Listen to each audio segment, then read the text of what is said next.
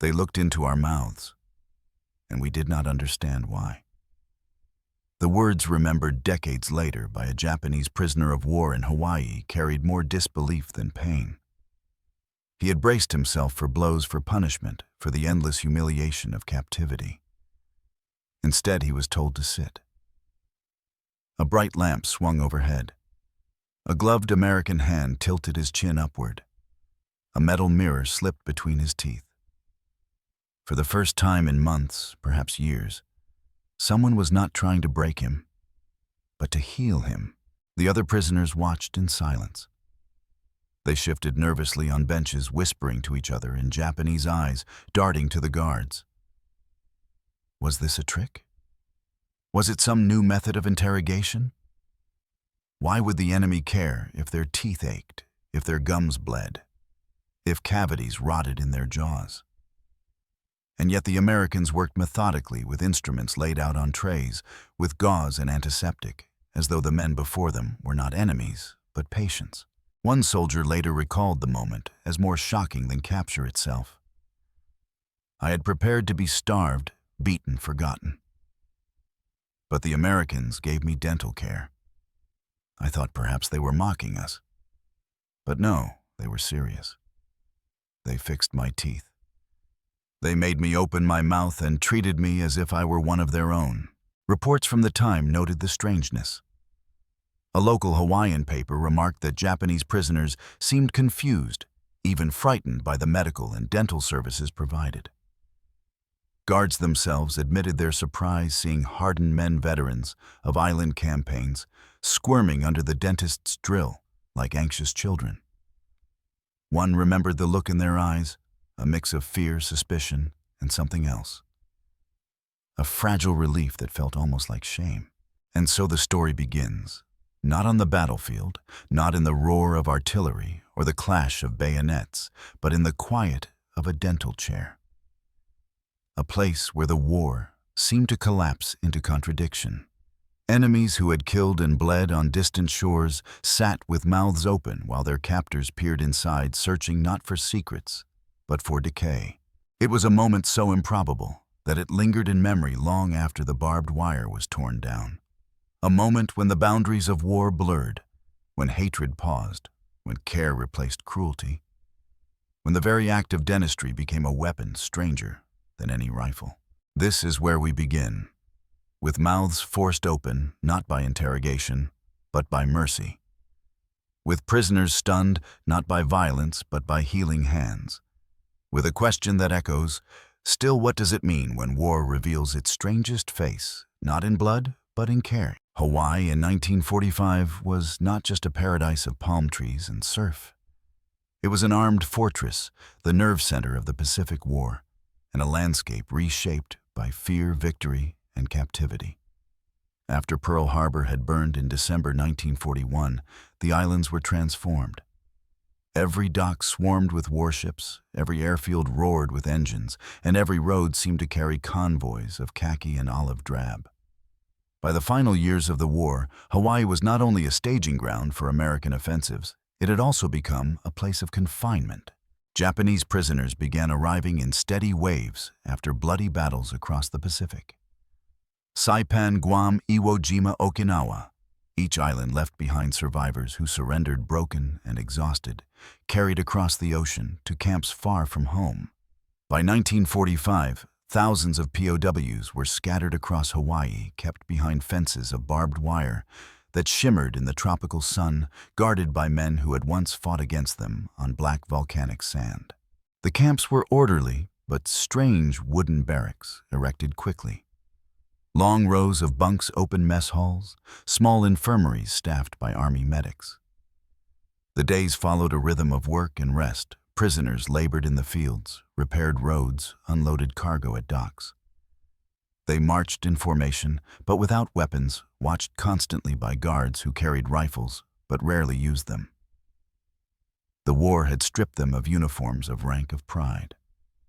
Yet daily life continued in its own dull pattern. Hygiene, however, was a different matter. Many POWs arrived with untreated wounds, tropical sores, and teeth so rotten they could scarcely chew their rations. Years of malnutrition, disease, and neglect had left jaws infected, gums, swollen molars, blackened.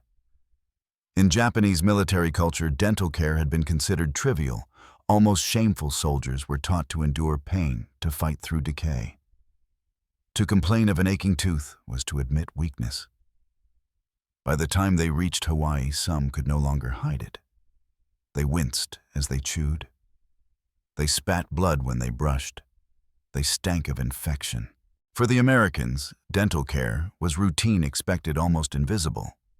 Military manuals listed hygiene as vital to discipline. Soldiers received regular checkups, vaccinations, and dental inspections. To an American officer, caring for the teeth of a prisoner was no different than ensuring the barracks were clean or the food was safe. It was part of the system. But to the Japanese prisoners, it was incomprehensible. How could the enemy care about their teeth? Why would their captors waste time and medicine on men who were supposed to be less than human? The clash of cultures was stark. Japanese military indoctrination told them they would be tortured, starved, or executed if captured. Instead, in Hawaii, they were seated in dental chairs, bright lights glaring down the hiss of drills in their ears. They were told to open their mouths, not for interrogation, but for examination. The contradiction was so jarring, it cut deeper than any wound.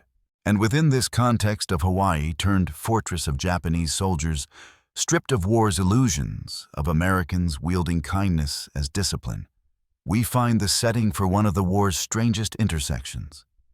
A POW camp where the greatest shock was not violence, but dentistry. The evidence lies scattered across archives and memoirs, thin but undeniable. Little pieces of paper clipped, newsprint-typed reports, oral histories decades later. They do not shout, but they whisper of a truth too strange to ignore, that Japanese prisoners in Hawaii, 1945, were stunned not by cruelty, but by dental care. A Honolulu newspaper carried a small column that spring-tucked beside casualty lists and war bonds ads. The language was restrained. Japanese prisoners at local installations were observed receiving medical and dental treatment in accordance with Geneva Convention standards. Witnesses remarked that the men appeared bewildered by the services. For the civilian reader, it was perhaps meant as reassurance proof that America upheld its values even toward the enemy. But for the historian, it reveals the astonishment was visible enough to warrant mention in print. The International Committee of the Red Cross recorded it more formally in inspection notes. Their team toured camps across Oahu and Maui, noting housing rations, discipline.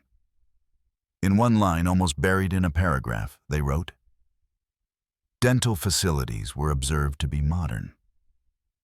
Prisoners, though initially hesitant, submitted to treatment and expressed visible relief afterward. The tone was bureaucratic, but the detail, initially hesitant, then relieved, captures a moment that words on official papers seldom preserve. American servicemen wrote about it too in letters sent back to the mainland. A Navy corpsman assigned to dental duty scribbled to his sister, "You wouldn't believe the looks on their faces.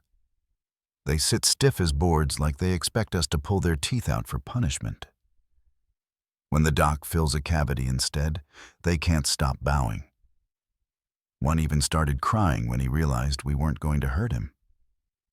Another soldier, less sympathetic, wrote home bitterly, "Strange times when the Japs who shot at us get better dental care here than some folks back home."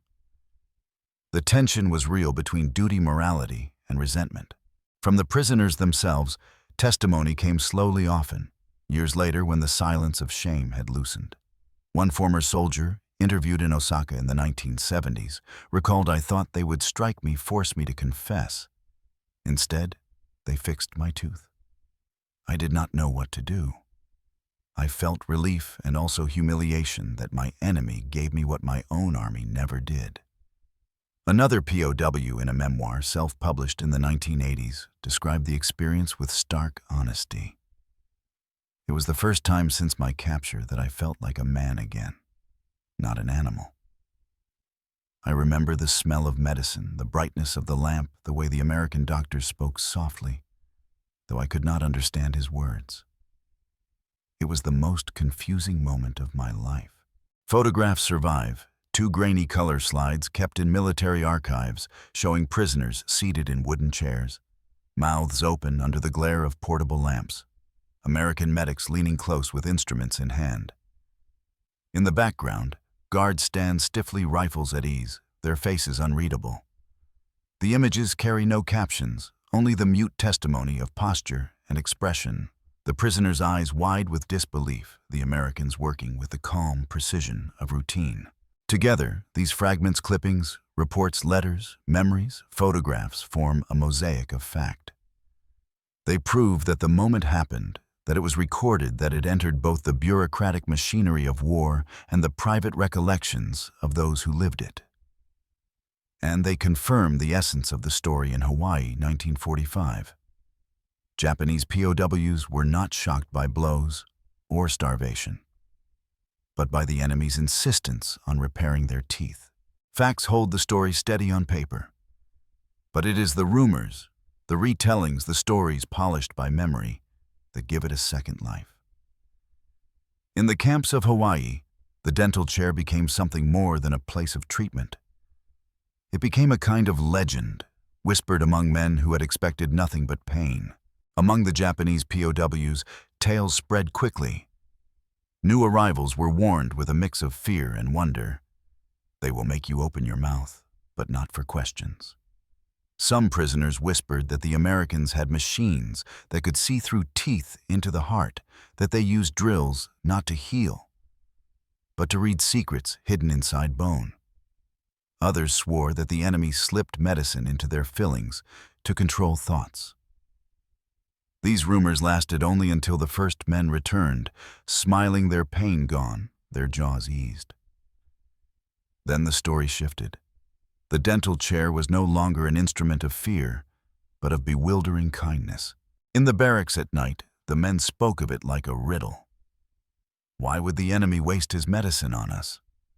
Why would they care for the mouths of those they call animals? Some decided it was propaganda, a trick to make them doubt the empire. Others believed it was a sign of weakness, that Americans were soft, too sentimental to treat their enemies harshly. But a few admitted in whispers that it felt like something deeper, something disarming, almost frightening in its mercy. Folklore also emerged among the guards. In bars across Honolulu, soldiers told the tale of battle-hardened Japanese infantrymen, squirming like schoolboys under a dentist's drill. They joked about how the toughest enemy they had ever seen was brought low by a cavity. Some swore they saw tears rolling down faces that had once glared with hate. Others told a more haunting version, that after one session, a prisoner bowed so deeply to the American dentist that the room fell silent. It was the strangest moment, one guard said years later. For a second, you couldn't tell who was the conqueror and who was the conquered. Even the civilians of Hawaii carried fragments of the story into folklore. Plantation workers who saw prisoners march to clinics told their children, "The Japanese soldiers are treated better than we are." Housewives in Honolulu repeated tales of the enemy sitting under bright lights, mouths open wide, as if America had tamed them without chains. Some stories twisted the event into satire cartoons. In local papers poked fun at the idea of the toothache enemy. Others carried it as rumor that the POWs were so shocked by American dentistry that they abandoned loyalty to the emperor. Over the decades, the legend traveled home with the prisoners. In post-war Japan, some former POWs told their families about the day the Americans fixed their teeth as if it were a parable. Children laughed at the strangeness, wives frowned at the humiliation, elders shook their heads in disbelief. Some softened it into humor, saying, "I lost the war, but gained a tooth." Others spoke of it with bitterness, ashamed that the enemy had given them what their own army never would. And then came the stranger stories, the ones that blurred into myth. That one POW returned to Japan with a gold filling placed by an American dentist, and it gleamed for decades as proof of captivity. That a group of prisoners, after their treatment, gathered secretly to pray not to the emperor, but to thank unseen gods for mercy. That guards themselves grew uneasy, watching enemies laugh with mouths wide open, and wondered if such kindness was more dangerous than cruelty. These are the stories that linger not in official reports, but in memory's shadows. They are not always true, not always exact. But they reveal what facts cannot, that the shock of dental care in Hawaii was not only physical, but spiritual, cultural, even mythic. It became a story retold as legend, a tale of war where the strangest weapon was mercy in the shape of a drill. Beneath the strangeness of the scene, the open mouths, the drills humming, the confused faces of Japanese prisoners, there was a system precise and deliberate that made it possible. Nothing about dental care in the POW camps of Hawaii was accidental. It was born from policy, from law, from the machinery of war that extended far beyond barbed wire and rifles. The foundation was the 1929 Geneva Convention, the treaty that bound signatories to treat prisoners of war with humanity. It required food, shelter, and medical care, and though many nations bent or broke its rules, the United States understood the value of following them. To treat POWs with dignity was not simply morality, it was strategy. It was a way to hold moral high ground, to show the world that America's democracy was more than words.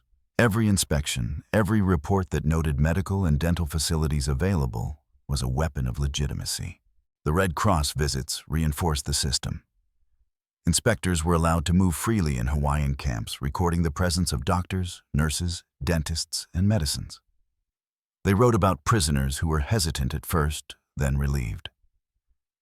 These inspections were not mere paperwork. They were propaganda proof delivered to the international stage that even in war, America honored the rules. There was also the practical side. Thousands of men lived inside those camps. Crowded, restless, often wounded, they could easily become sick, spread infection, or turn violent. Dental care was not kindness alone, it was control. An untreated abscess could lead to fever, rage, disruption.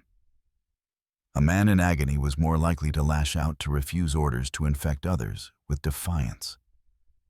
By drilling, filling, and pulling teeth, the Americans removed not only pain, but potential sparks of unrest. Hygiene was discipline.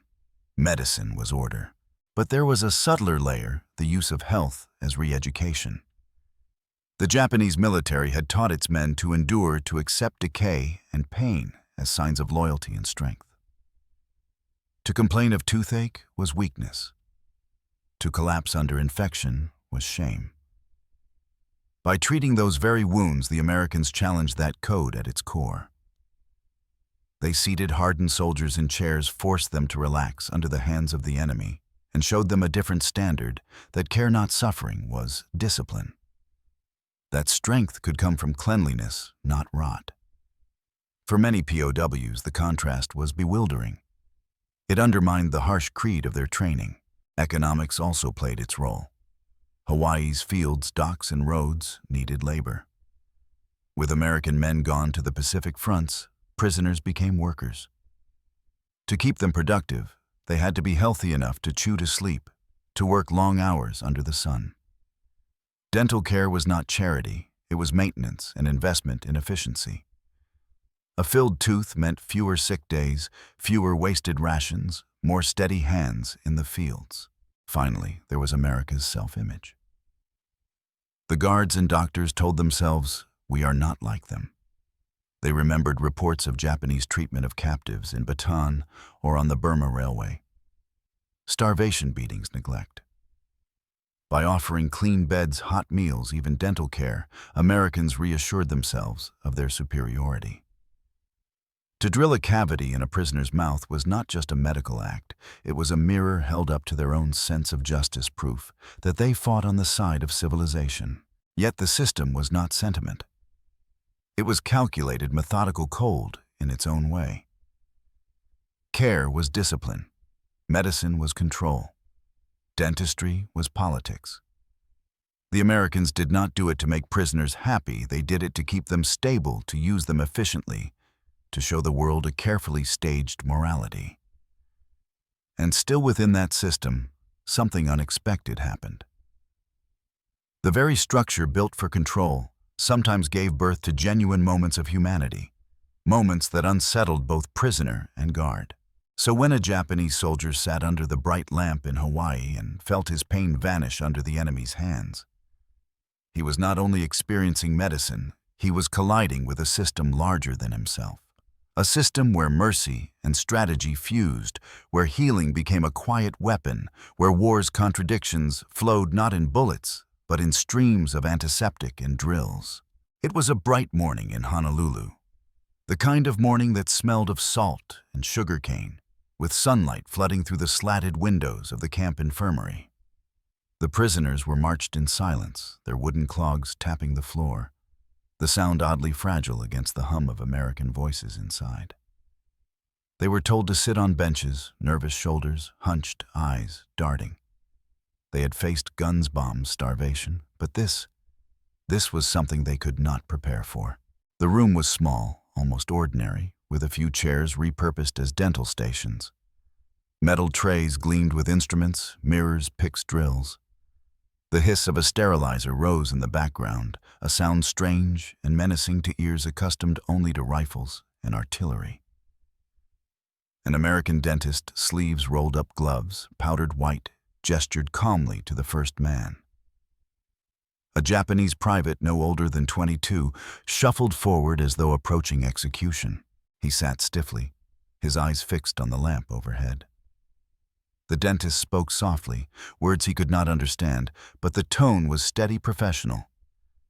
A guard stood nearby, rifle slung, watching. The private's jaw trembled.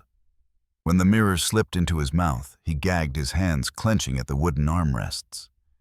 He expected pain, expected cruelty. Instead, the dentist nodded, once adjusted his mask, and began to work. The drill whirred to life. The sound alone made the other prisoners flinch. The young man gritted his teeth, then jerked as the tool pressed against decay.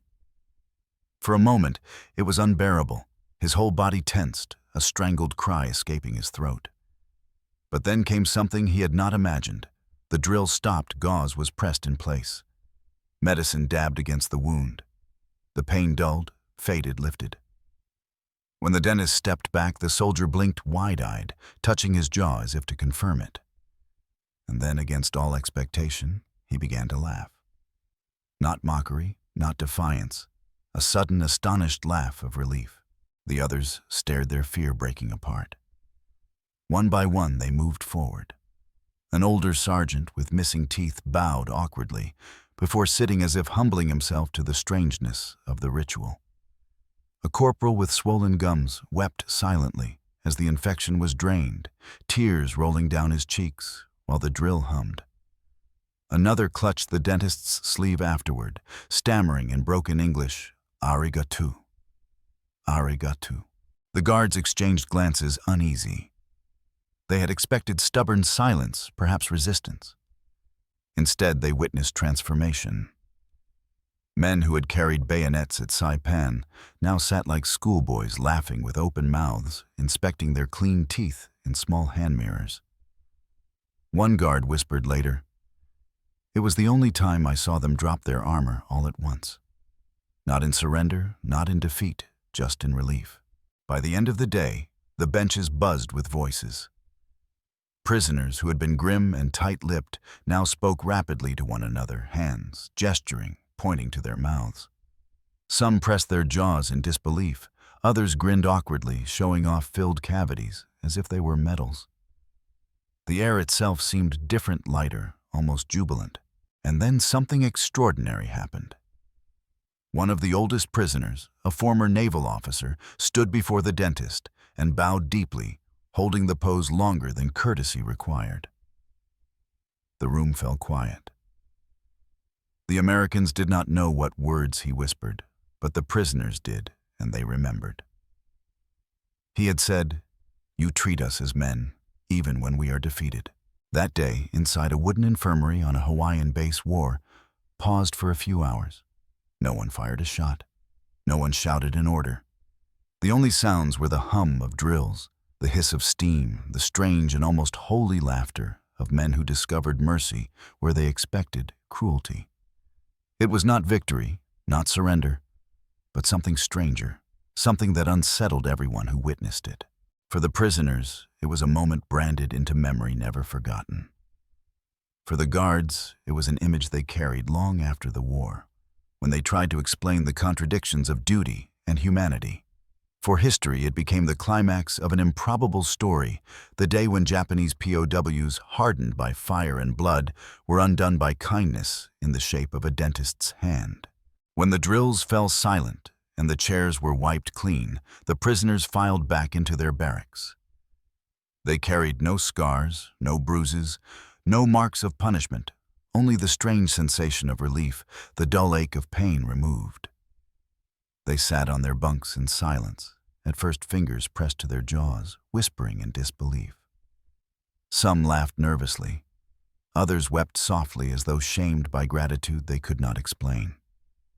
A few refused to speak at all, staring into the distance, haunted by a contradiction that no training had prepared them for.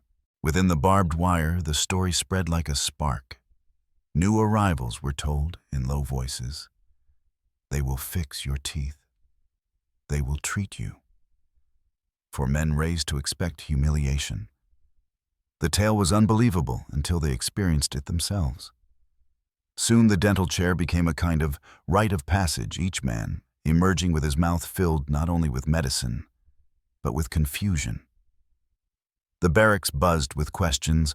Was this America's true face, or a trick meant to weaken loyalty? Were they mocking us or showing mercy?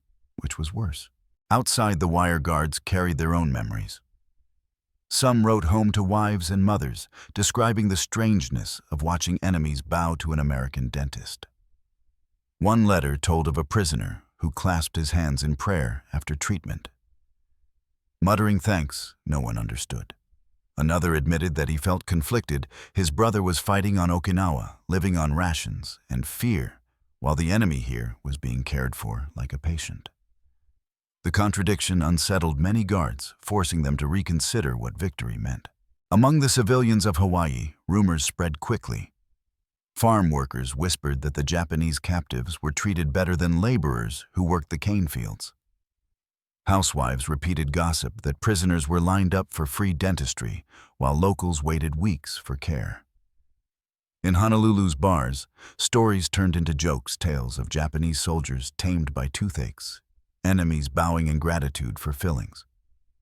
But beneath the laughter lingered unease, a quiet question about justice, fairness, and what it meant to treat the enemy with such care. Years later, the memory traveled home with the men themselves. In post-war Japan, former prisoners told their families about the experience in halting words, some embarrassed, others defiant. One man told his children, "The Americans fixed my tooth. I hated them for it." Another said with a faint smile, "I went to war and returned with something I never had before, a mouth free of pain." These stories passed around kitchen tables and in old men's gatherings, became small legends preserved in the same breath as battle tales and survival accounts. Historians would later find fragments, inspection reports, photos, clippings. But the memory lived strongest in those who had sat beneath the lamp, who had smelled the antiseptic, who had felt the sting of the drill and the miracle of relief. For them, it was a scarless wound, one that lingered not in flesh, but in spirit. The aftermath was a paradox. For the prisoners, it was mercy that unsettled more deeply than punishment. For the Americans, it was proof of values, but also a source of discomfort. For civilians, it was gossip that blurred into folklore. And for history, it became a story at once minor and immense, an episode of dentistry that revealed the strangeness of war more vividly than any battle could. The camp would eventually empty. The prisoners would sail home. The barracks would be dismantled. But the memory remained living in letters, in anecdotes, in the whispered recollections of men who could never quite decide what it meant. Perhaps that is why it endures, because it was never resolved. It was an act of mercy delivered inside a system of war, a kindness that looked like strategy, a moment that forced everyone who witnessed it to question what it meant to be enemy victor or simply human. The camp is gone now. The barracks dismantled, the wire rusted away, the dental chairs long since scrapped or forgotten in some storeroom. Hawaii has returned to its rhythm of waves and wind, its sugar cane fields and coral shores. But if you listen closely in the silence between the rustle of palm fronds and the hum of traffic, you might still hear it, the hiss of a drill, the shuffle of wooden clogs on concrete, the startled laughter of men who expected cruelty and received care instead. What do we make of it? Was it strategy disguised as mercy, a calculated gesture meant to pacify and control? Was it propaganda crafted for inspectors and newspapers, proof that America kept its hands clean while others stained theirs with blood? Or was it something more stubborn, something no system could fully control, the instinct to heal, even those we call enemy, to remind them and ourselves of a shared humanity in the heart of war? For the Japanese prisoners, the memory endured in strange ways. Some told it with shame, unable to reconcile dignity given by their captors. Others with gratitude, recalling the moment they felt human again after years of pain. For the Americans, it remained both pride and unease, a story told in barracks and bars. A moment when lines blurred and the enemy became a patient. And for us, decades later, it is a riddle with no easy answer. Because if mercy could appear in a dental chair in 1945, if laughter could rise between enemies in a Hawaiian infirmary, then what other barriers might collapse if we dared to extend care where hatred expects only cruelty? The war ended long ago, but the questions linger. In the quiet spaces of history, they echo like the whine of a drill, like the sigh of a prisoner's relief, like the whisper of steam in a forgotten room. You have just heard another file from the hidden archive of war. If you wish to continue uncovering the truths that prisoners, generals, and even nations themselves never fully confessed, subscribe now. Do not miss what comes next.